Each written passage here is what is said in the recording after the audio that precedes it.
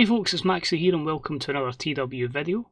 We are on the road to Double or Nothing with AEW, and of course once we get to Double or Nothing, after that pay-per-view, we'll be officially 1 year into the save, and hopefully with many more to come. I think we're in a good position as well going into this. I went all out, no pun intended, with this particular show in Dynamite, so I'm hoping we can really push on, take that next step and just really hopefully increase our financial gain quite dramatically so we can start pushing towards an AEW network and then just really turn the company into a global powerhouse that will host the best professional wrestling in the world, because then better exposure, more over workers, better chance of getting that 100 match that still evades me at this moment in time.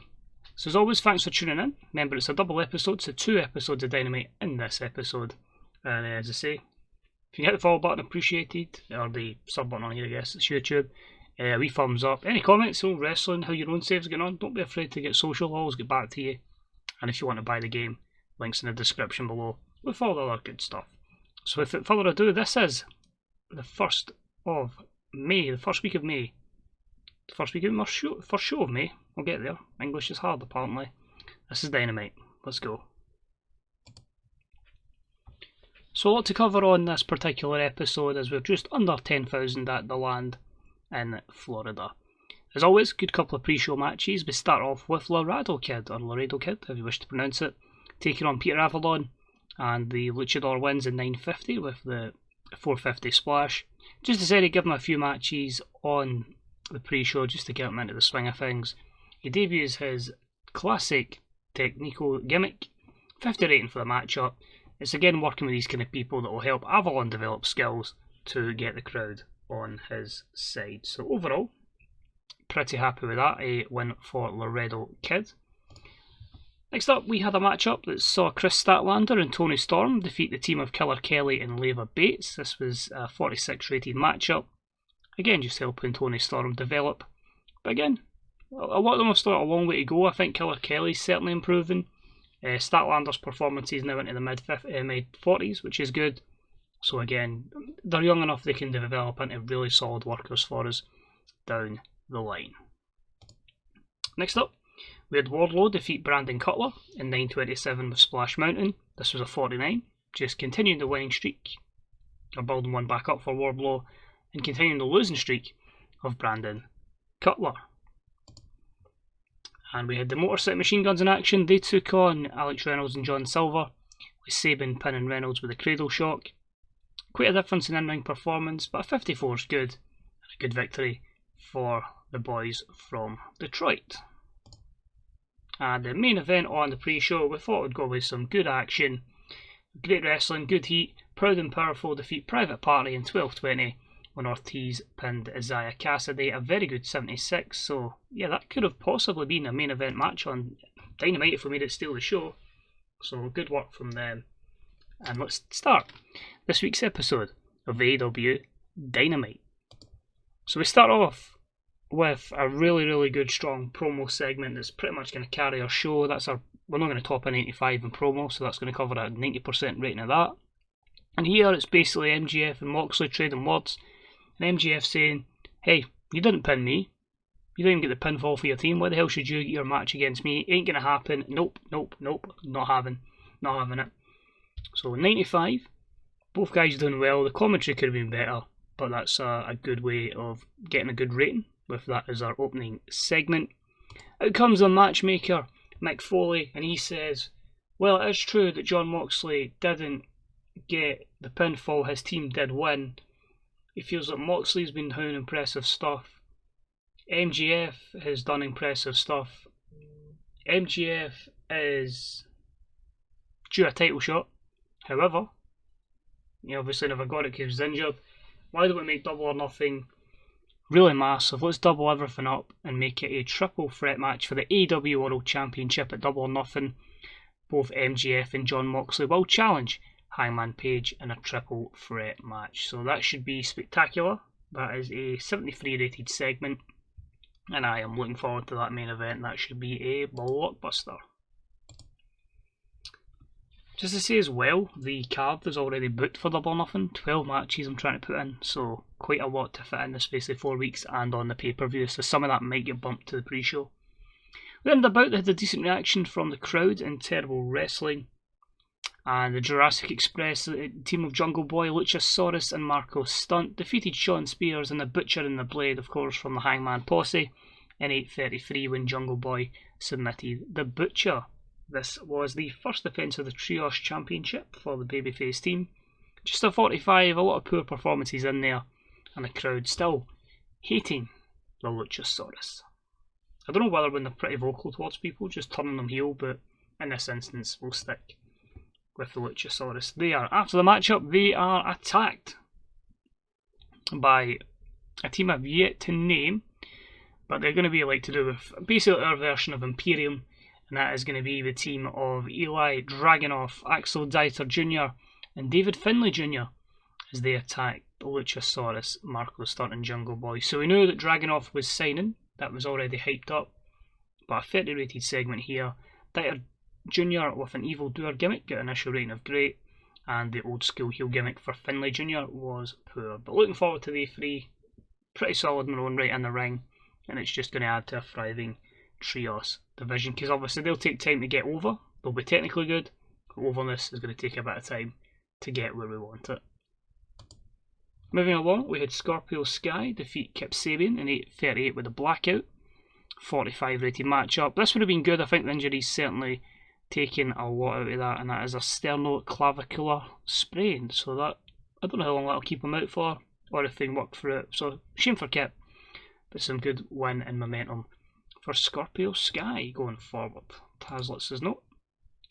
Next up, Matt Hardy comes out, and he basically talks about what he done to Austin Creed. Just basically said, you didn't pay the man, pay me, I'm big money Matt, and I'll do your bidding, if you will. But if you don't show the money up front, you don't pay the man for his services, he ain't going to help you. So at 69, I'm still waiting on an image for Big Money Matt, so eventually that will change, but for now, I have to make do with Broken Matt in the picture. And basically, after this, Austin Creed comes running out, he's raging, he's pissed off at Matt Hardy for costing him the match against the Death Triangle. And Matt Hardy has managed to escape. He gets in a car, drives away, Austin Creed gets in his, and they basically have like a car chase into the streets of Florida. So a 63 for that. Next up, we had a bout that didn't have much heat in Terrible Wrestling. The team of Priscilla Kelly and Abaddon back in action, and they pick up the win over Sadie Gibbs and Deonna Purrazzo in 7:51 when Abaddon scared the shit out of Sadie Gibbs and then pinned her.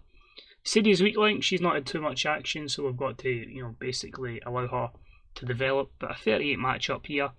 Deonna and Priscilla are off their game. Still looking to increase the skill level of Deonna Purrazzo.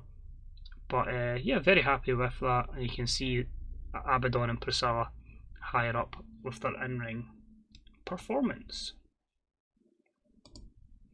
Moving along, Ace Austin is out and he's just saying, Claudio, you got the win. You beat me and Lance Archer, but you didn't beat me, mate. And I'm still coming after that TNT Championship. That is what I desire. You've still never faced me one-on-one. And when that happens, I'm going to pull that Ace out the hat. So Ace Austin confident for that matchup when it does happen down the line. We had some tag team action. And it was about to had some decent reaction from the crowd at Terrible Wrestling. The Blontourages, Ali and Penelope Ford, defeating Riho and Yuka Sakazaki in 8:04 when Ali pinned Sakazaki with the sit-out facebuster. A 48 here, we're really giving our women a lot of opportunities here to help develop their skills, get them over. I want to try and get some really good matches in our women's division. So if we can get them to the level that Nikki's at, we'll be absolutely sorted. So delighted with that. Some mixed performances there, but overall pretty good. And good to know these two have excellent chemistry together. Bit of a hype video. It's really just a backstage segment here. It's Brody Lee, Darby Allin and the rest of the Dark Order. Kind of like a team meeting. So 47.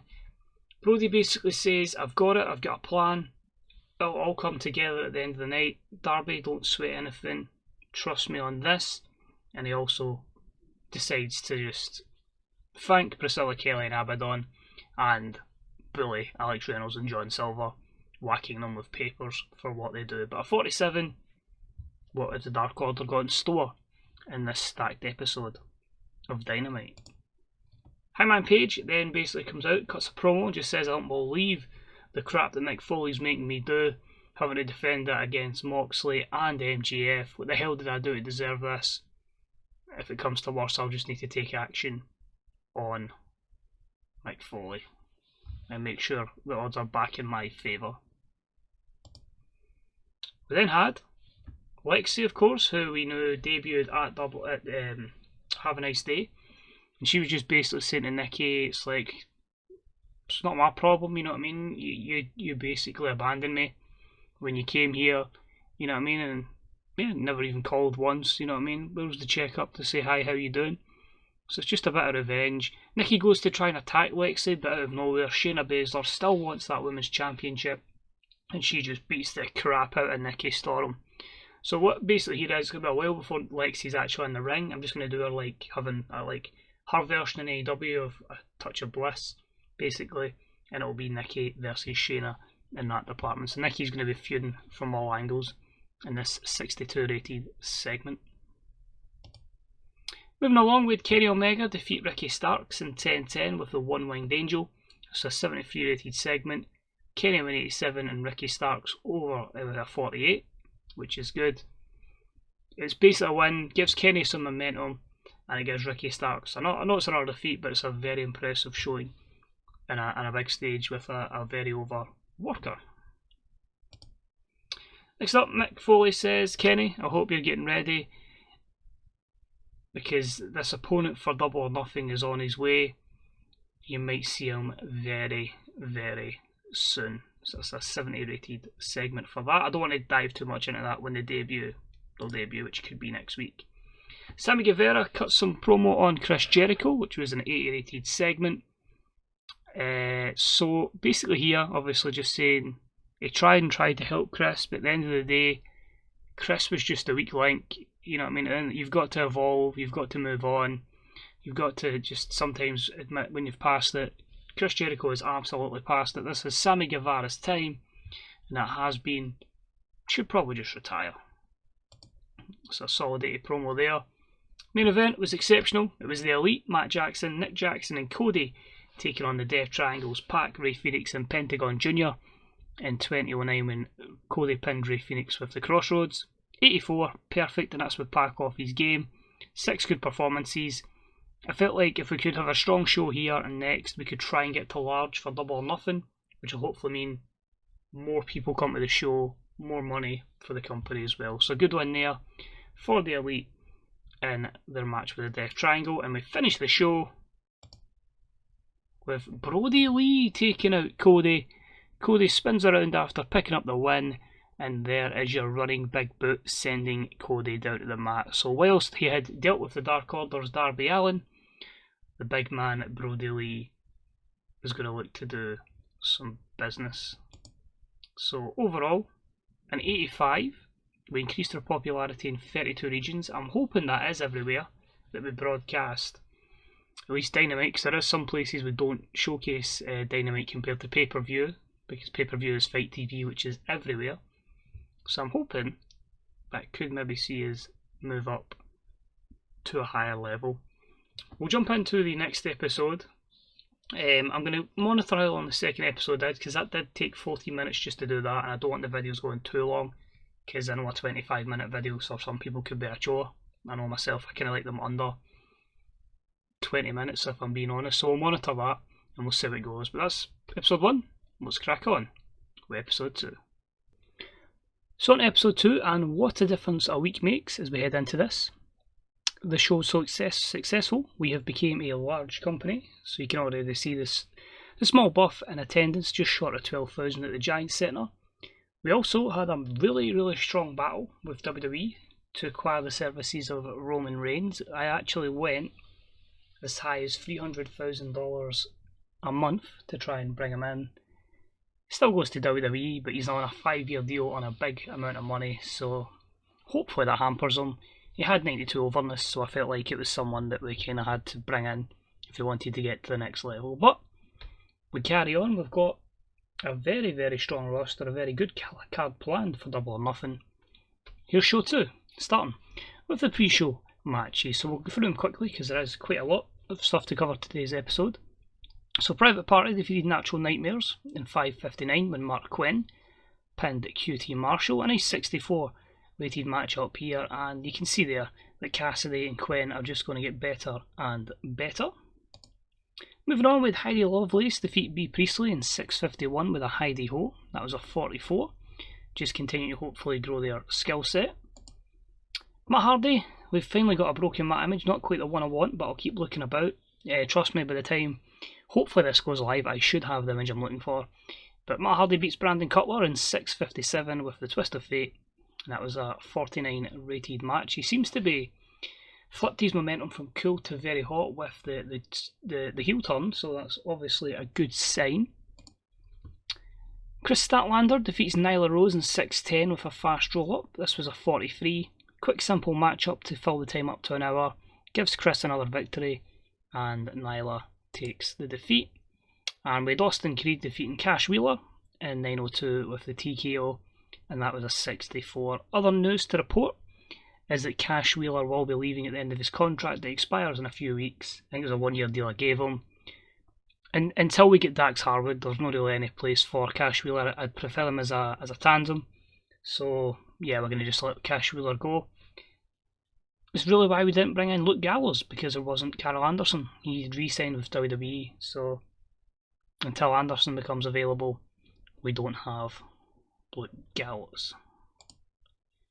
And we finish with our main event on the pre-show with Hybrid 2, Angelico and Jack Evans defeating the Best Friends in 9:21 when Angelico got the victory over Chuck Taylor with a super senton. Showtime. So we start off with Chris Jericho, and he just says to Sammy Guevara, he's took him under his wing, he gave him everything, he went from a nobody to a star. But how dare he says the GOAT is past it? He certainly is not. He's going to win this matchup, and he's going to prove to the world that the Inner Circle is still alive and well. So that was a 79 rated promo. He took on Ricky Starks in the opener. It didn't have much heat and terrible wrestling, but Jericho beat Starks with the Codebreaker. A 59 rated matchup here. 60 plays 50, so again you're just hoping the overness of Jericho he can kind of rub off on Ricky Starks. But Jericho gets his answer regarding the Inner Circle. He calls out Santana and Ortiz, and the two of them just turn round and beat the absolute crap out of him. So maybe not fully dissolved Inner Circle, but Jericho's been kicked out. Cash Wheeler's leaving, so it's literally down to Ortiz, Santana, Guevara, and obviously whatever Big Jake Hager decides to do. But as a 76 there. Moving along, we had some women's action. It was an abysmal match that saw Abaddon and Priscilla Kelly defeat Riho and Yuka Sakazaki when Abaddon pinned Riho. 46, really pushing this tag team strongly. I just feel this Abaddon look and character is just something we need to tap into. And a good victory then. It just shows, you know, that, well, fair enough, they're not going to be in the final of the Women's Championship Tag Team Tournament, but they could be a team that certainly poses a threat down the line to either Maya Iwatani and Hikaru Shida, or to Penelope Ford and Ali. Then had Shayna Baszler defeat Tenille Dashwood in 8:03 with a Kimura. Nice submission victory for Shayna Baszler. 59 rated matchup here. Crowd still vocal against Tenille, but Shayna Baszler showcasing how dangerous she can continue to be. There's a promo, and Alexi's just basically hyping her upcoming kind of situation with Nikki Storm. She basically says, "You've got more things to worry about than me. You can face me down the line. I'd have no intention to wrestle at any point soon," which is true. We're just going to use her as a moment of bliss. So you worry about Shayna Baszler and worry about me down the line. So 66 for Lexi's promo. We then had a little bit of a confrontation backstage. Basically just Miro minding his own business.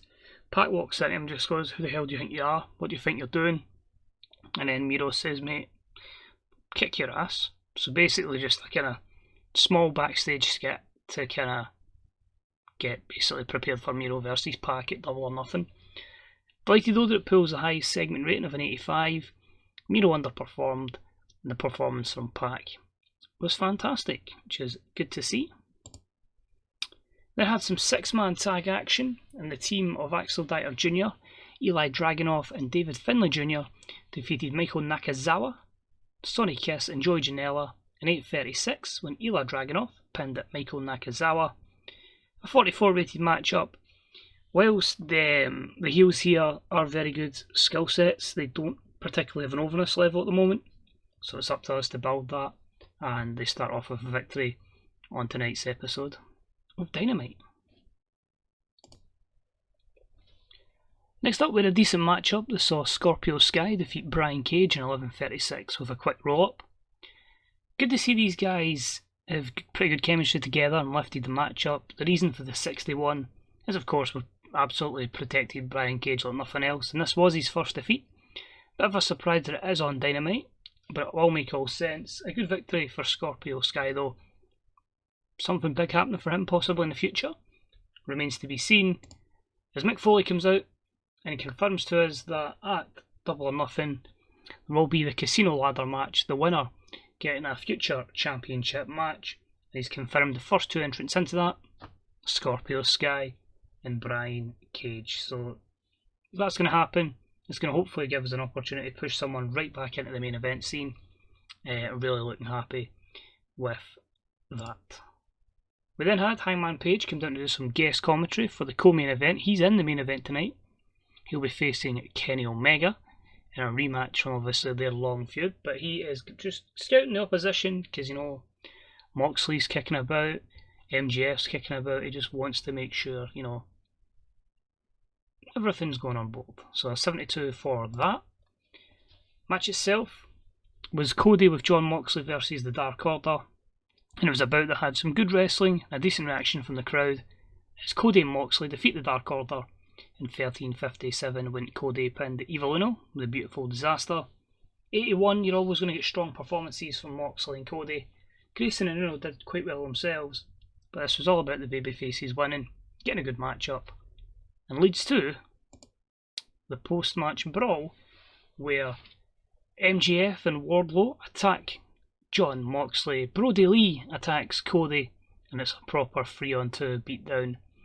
Moxley and Cody look like absolute stars. Wardlow didn't come out of it looking good, but an 83 rated segment just kind of keeps these kind of feuds ticking. I know we don't have storylines on, well in this case we do, it's my time, but most storylines we don't have on, just to keep it flowing. As long as I can go off my notepad, it's fine with strict storylines off, so good stuff there.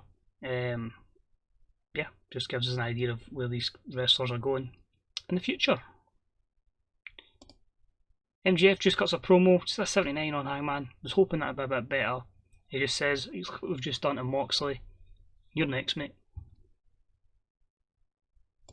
And the main event. Oh, why was that so bad? Anyway, it finishes with a 75 rated matchup. About that had superb wrestling and great heat.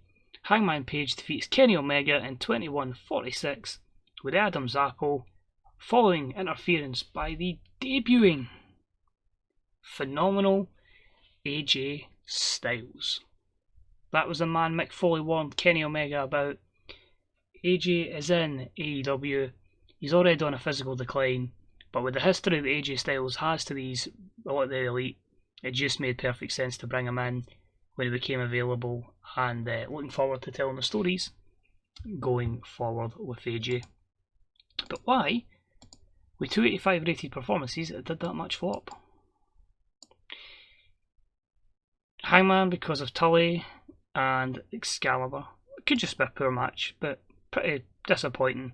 I say that 285 ratings, only pull a 75, but regardless, AJ debuted his cocky gimmick, again initial rating of great, and we increase our popularity in 15 regions around the world. So now that AJ Styles has debuted, we can actually go back to the home screen and take a wee look and see what's cracking on in the world of AEW. You can see there Jimmy Jacobs is available. We've signed enough. We've signed enough, I promise. Maybe down the line, I don't particularly see that being a written deal anyway, so if I ever wanted a manager, that's handshakes, that's fine. That's absolutely fine. We wouldn't need to worry about that. Dynamite, pretty good. People enjoyed the show.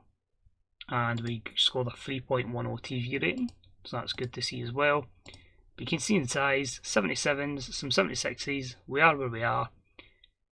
We are not going to be progressing to large anytime soon.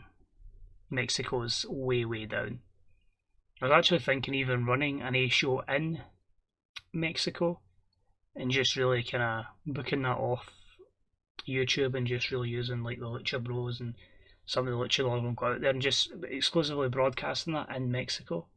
But I don't want to keep overbooking, because if you ever followed the YouTube save with WWE, I'm basically booking everywhere and every day. So things are looking good. 2 weeks to go until Double or Nothing. I'm just going to keep it at 2 shows an episode. I know it's going to maybe make 30-minute videos with how much we're booking, but as I say, it just keeps everything there. It allows you to just to keep the storylines flowing. And as I say, just get 1 episode and then it's like, oh, I need to wait a week to just find out what's happening just the following week, and then the pay-per-views are 4 weeks away, rather than you get a pay-per-view practically every 3 weeks with this module. So thanks for watching, hope you enjoyed it, and hopefully see you for next week's episode, which will be week 3 and week 4, the go home show to Double or Nothing. So thanks again, stay safe, see you soon, bye bye.